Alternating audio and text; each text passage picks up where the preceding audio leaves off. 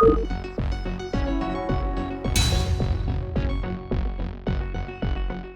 처리됐으면 좋겠다라는 의견이 많죠. 이게 과연 될까? 금방 될까? 그 1기 신도시 분당, 일산, 평촌, 중동, 그리고 삼본 이 5군데 한 30만 가구 정도가 되는데 이 1기 신도시들이 전부 아파트가 지금 30년이 넘었어요. 지어진 지. 너무 노후돼가지고 재건축이 시급한 상황인데 이 30만 가구를 한꺼번에 다 동시에 재건축 들어갈 수는 없으니까 일단 시범으로 첫 번째로 나눠서 하자 해서 제일 첫 번째 야구로 치면 이제 1번 타자라고 할 수 있겠죠.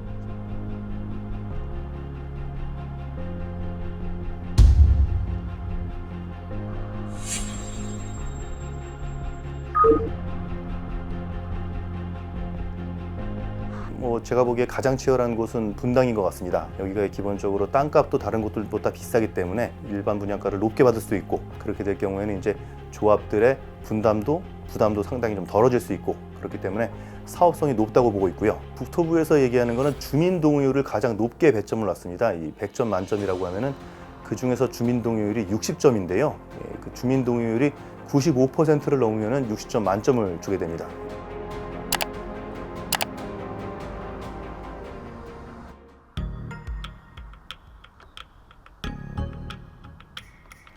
저희가 92년 8월에 입주를 해서 지금 올해 32년 차 된 아파트입니다. 성공적인 선도지구의 모델이 되려면 높은 사업성이 있어야 하고, 그리고 주민 간의 단합력이 중요하다고 생각이 됩니다. 첫 번째로 일단 안전진단을 면제를 해주게 되는데요. 보통 재건축을 하게 되면 10년 이상씩 걸린다고 보는데, 이 안전진단만 면제해줘도 그 속도를 훨씬 더 빠르게 단축할 수 있다는 그런 전망이 나옵니다. 그리고 기본 용적률도 크게 상향해서 원래 용적률이 250% 정도였는데 이거를 500%까지 늘려줍니다. 이제 이렇게 되면은 아무래도 아파트를 높이 올릴 수 있게 되니까, 그렇게 되면은 일반 분양을 더 많이 받을 수 있고, 그렇게 되면 또 이 조합원들의 부담이 낮아지는 그런 효과가 있을 수 있겠죠.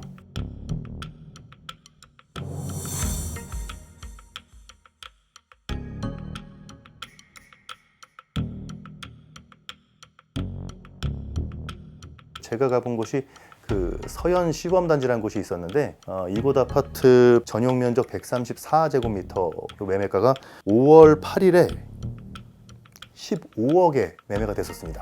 그런데 5월 25일에는 17억 9천만 원에 매매가 됐어요. 그 사이에 중간에 5월 22일 그때가 이 선도지구 구축인 배점 기준을 발표한 그날이었습니다. 계획을 발표한 그날이었는데, 그 전후로 해서 무려 이제 3억 가까이 오른 셈입니다.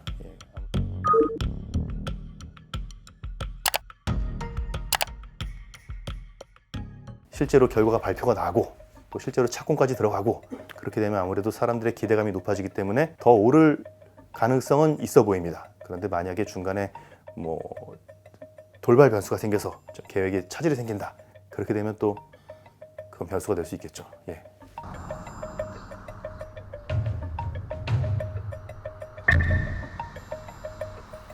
부담도 아무래도 되고, 아직 못 이기고.